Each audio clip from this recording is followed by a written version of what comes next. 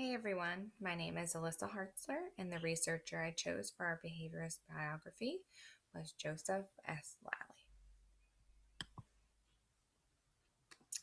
Joseph S. Lalli was born in Philadelphia in 1952 and unfortunately passed away in 2001 at the young age of only 49.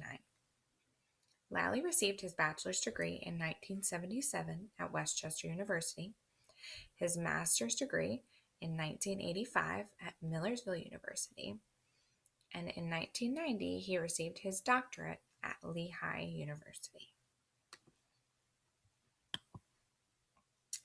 In 1990, Lalli became a faculty member at the University of Pennsylvania School of Medicine.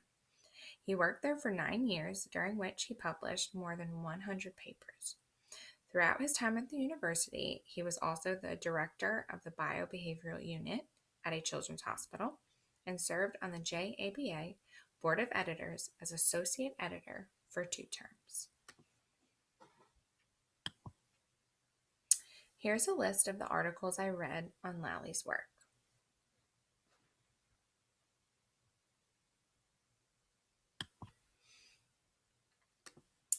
Lalli's work involved interventions for children with developmental disabilities who displayed problem behaviors. The problem behaviors included aggressive and self-injurious behavior. His studies began with a functional analysis and then went on to an experimental analysis where interventions were implemented based on the data collected from the functional analysis in an attempt to decrease the problem behavior. A functional analysis is the process in which specific scenarios are implemented involving different stimuli in order to identify why the problem behavior is continuing to occur, or what is reinforcing the behavior. This is known as the function of the behavior. Attention, access to materials or activities, escape, and avoidance are examples of what could be the function or the reinforcer that is maintaining the problem behavior. Once Lalli and his staff identified the function of the problem behaviors, they were then able to implement different interventions in order to decrease the problem behaviors, and a treatment plan could then be put into place. The interventions that Lalli typically used in the literature I read included non-contingent reinforcement and/or extinction. Non-contingent reinforcement involves giving an individual access to the reinforcer that was identified during the functional analysis on a fixed time schedule. And extinction is simply removing the reinforcer that was previously maintaining the problem behavior. In the article, Assessment of Stimulus Generalization Gradients in the Treatment of Self-Injurious Behavior, both non-contingent reinforcement and extinction were used. This study involved providing a child whose problem behavior was reinforced with attention, physical contact from an adult on a fixed time schedule. This was the non-contingent reinforcement. And no attention was given within 10 seconds of the self-injurious behavior. This is extinction.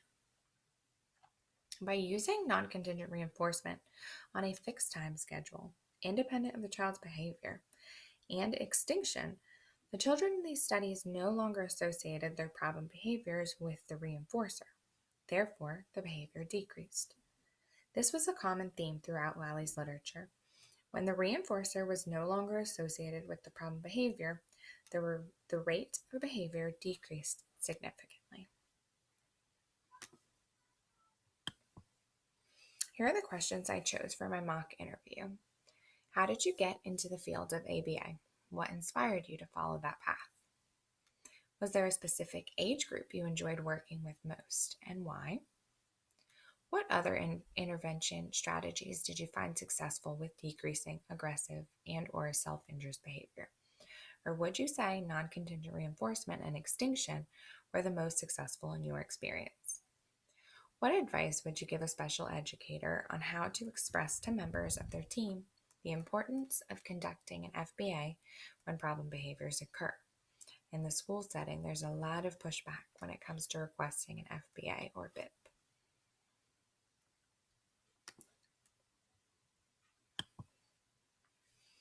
Lalli's work proves how effective strategies such as non-contingent reinforcement and extinction can be when implemented correctly.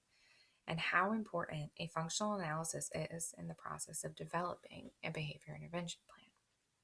His work helped many individuals with disabilities and their families. It explains the step-by-step process involved in decreasing problem behaviors in specific studies. His research not only helps people learn about applied behavior analysis, but it proves how successful it can be. Here is a list of the resources used to create this presentation. I hope you enjoyed it. Thank you.